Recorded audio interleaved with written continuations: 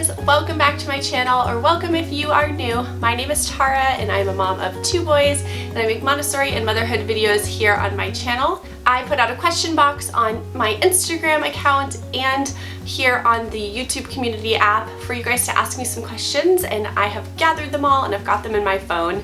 Before we jump into the Q&A today, I did want to let you know that I'm doing a giveaway in this video, so if you want to learn more about the giveaway details, make sure you stay to the end of the video. Okay, this is my second time filming this video. The first time I was going to do it more of a Christmas wrap with me video, and I forgot to turn the microphone on, so there is no audio for that video, so I am refilming this video. I'm just set up in my bedroom with the questions in my hand, so hopefully this will go faster because I realized I wasn't so great at rapping and talking at the same time, so this works out better anyway. Okay, so my first question is advice and tips for adding a new baby to the family.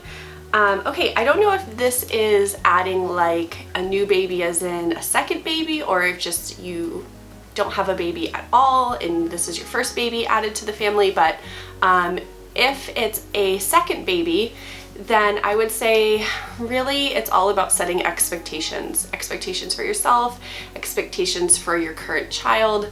I think you kind of already know what to expect with having a baby when you have number 2 and what to expect of how much you can give to both children. I think that was the hardest part for me, is really just understanding what my toddler needed versus what my newborn needed and trying to manage those expectations for both of them.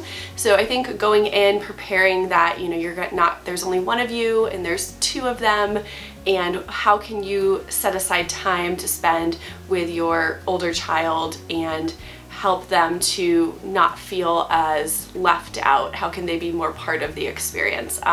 Going from 1 kid to 2 kids, I remember asking a friend like, oh, are you guys just on your newborn schedule now? Do you keep your toddler on your newborn schedule? And she just kind of laughed at me and was like, no, we're on my toddler schedule. And you realize like how kind of easy newborns are. And that was the case for me. I totally was on my toddler schedule and my newborn was on my toddler schedule. Everything revolved around my toddler. When going in, I thought everything would revolve around my newborn. Not to say that your newborn doesn't get a lot of attention and need a lot of things, but sometimes toddlers tend to need even more than we realize that newborns need.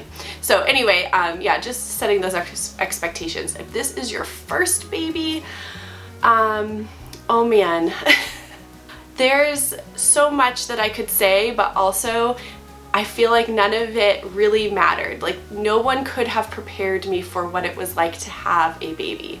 No matter what anyone could have told me or said, it never would have prepared me for having that first baby. For me personally, it just completely changed my world. I always explain it to people like this. When you're single, you have your highs are here and your lows are here. And then maybe you meet a partner and you realize like your highs are a little bit higher, but your lows can be a little bit lower. Like if they hurt you or they leave or something happened, like you're really gonna hurt by that. And then when you have kids, it's an extreme. So your highs are more than anyone could ever understand, but your lows are lower than you've ever imagined they could be. So I don't think that was what you asked, but that's only like, I don't have a whole lot of advice from going from 0 to 1, because I think there's so much information about what you need to prepare and what items you need, but really nothing can prepare your heart for how, it's like the Grinch, like it grows so much and you're just not prepared for how much emotions you can feel for this little tiny baby. And the next question is a potty learning update, and this is actually such a great time for this because we are smack dab in the middle of potty learning, potty training, whatever you want to call it, today with my younger son, and I am trying to film a bit of that so I can make that into a video for you guys. I will say that I had imagined that we would be starting the potty learning process a lot younger with my second son. With my older son, I think I started it around this time, like shortly after he turned 2, but with my younger son, I started introducing it around 18 months. We were moving, we had a lot going on, and he just wasn't showing any interest in the potty. We had a potty out and we talked about it, and I encouraged him to sit on it whenever we were doing bath time or his brother was going to the potty, and he just was like, he made it very clear he didn't really want anything to do with it. Anytime I brought it up, he was like, no potty, no potty. Things have changed a bit. If you saw my last video, I talked about how we got Thomas underwear, and he was really excited about that, and that has helped a lot. He's very excited about his Thomas underwear.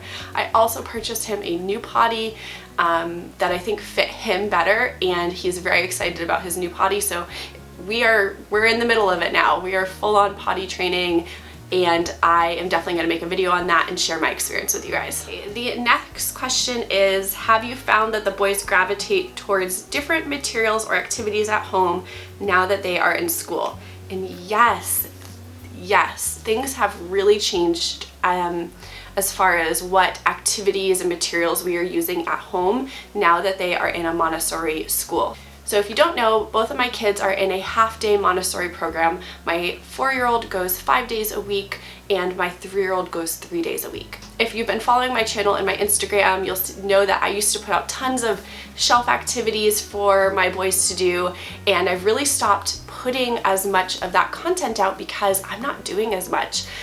There's a lot less pressure on me to have to be the teacher because they are going to a Montessori school, so I don't feel like I have to set up as many educational activities for them. And I feel like my older son, especially when he gets home from school, he's kind of done with the like academic learning, and he really gravitates towards more open-ended activities like building, Legos.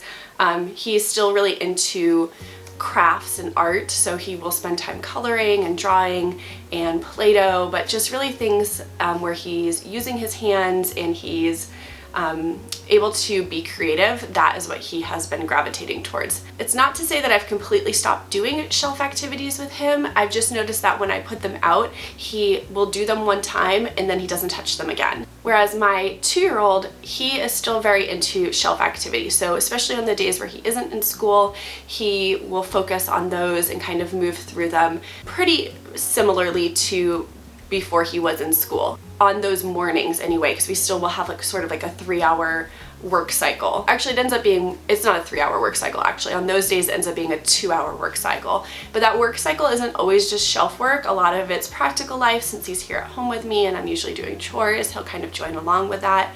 But he does have more of that structured Montessori material and activities that he does. So we do a lot of imaginative play, lots of trains, monster trucks, Hot Wheels cars. I mean, that's really what's been the forefront of our home lately, is just a lot of play. And my boys are 4 and 2, and they're at the age where they are starting to play together, and they will go into the playroom now and be playing with their train table, and I'm always shocked. I'm like, they're playing on their own. Like, I'm not in there. I don't have to referee anything. I mean, there are times when I do have to referee, but I don't have to be there like hovering like I used to have to be, and they seem to be able to entertain themselves a little bit more, which has been really great. So yeah, it's changed a lot. And I think I did have another question on here on my Instagram about why I haven't been posting as many DIYs and activities as I used to post, and that's really why, because I'm honestly not doing them anymore.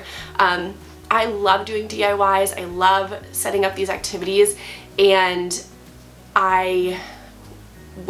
sometimes I wish that I was doing more, but now I've sort of gravitated to focusing on my YouTube channel. So 1, I don't have as much time to do all the DIYs I used to do, and 2, my kids just aren't as interested in them because they are doing that kind of stuff at school. So on Instagram, I really share more of like organic what we're doing in daily life. I'll share little snippets of what we did that day or what my kids are working on or playing with. So if you're interested in seeing that like organically what we're doing, follow me over on Instagram. But I'm not setting up as many like curated posts that are perfect and setting up lighting to take a picture of an activity. I'm not doing that anymore.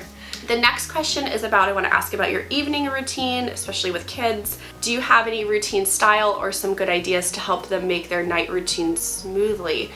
Yeah, so I used to post a lot of like routine videos, and I want to post another nighttime routine video. I did put out a morning routine video, so I will be filming a nighttime routine video that will kind of go over what our nighttime routine looks like. So be on the lookout for that, because I do have some tips on trying to make a nighttime routine go a little bit smoother with a 2-year-old and a 4-year-old. I think the last time I posted a nighttime routine, my kids were maybe 1 and 3, so yeah, it's changed a bit since then. Okay, so now I have 2 questions about the Montessori experience going for the boys. How is Montessori school going? And it is going great. I am so excited that they are in a Montessori school, and their teachers are amazing. Their program is amazing. They have really just been thriving. So some examples are, like, I've noticed small things like when they come home from school, they have just been picking up on the routines easier. So I used to really struggle with getting my kids to get their jackets and shoes on, or coats off and hung up or put away. I think that's pretty normal for their age, but I felt like I kept trying, but they were never getting it. And I think that's because in a Montessori school, it is extremely structured and they're doing it every single day, whereas and at the same time every day too. I think that really helps, just having that routine, versus when I was homeschooling, maybe we weren't leaving every single morning. Maybe it was every other morning, and maybe sometimes it was at 9 a.m. and sometimes it was at noon, and we didn't have that. We had a flow, but we didn't have like a strict schedule. But with them being in school, we've really had a strict schedule. Like, we've got to be out of the house at a certain time, our jackets are hung up here, our shoes are here. They now come home, take off their coats, hang them up, put their shoes away. Yes, Montessori school has been super helpful in helping to set up that routine. I can see so much progress, especially my 4-year-old, at what he's learning, what he comes home and talks to me about with reading, and with just like academic things like math and literacy and that sort of thing. So yeah, that's been really awesome to see. And with Lucas, he's in the toddler room. The independence that he has is, I mean, he is a very independent kid, but I can just tell that he's really thriving in that environment. The next question is, do your kids have screen time, and if so, how much? Yes, my kids do have screen time. So my oldest son is 4, and he has screen time pretty much every day.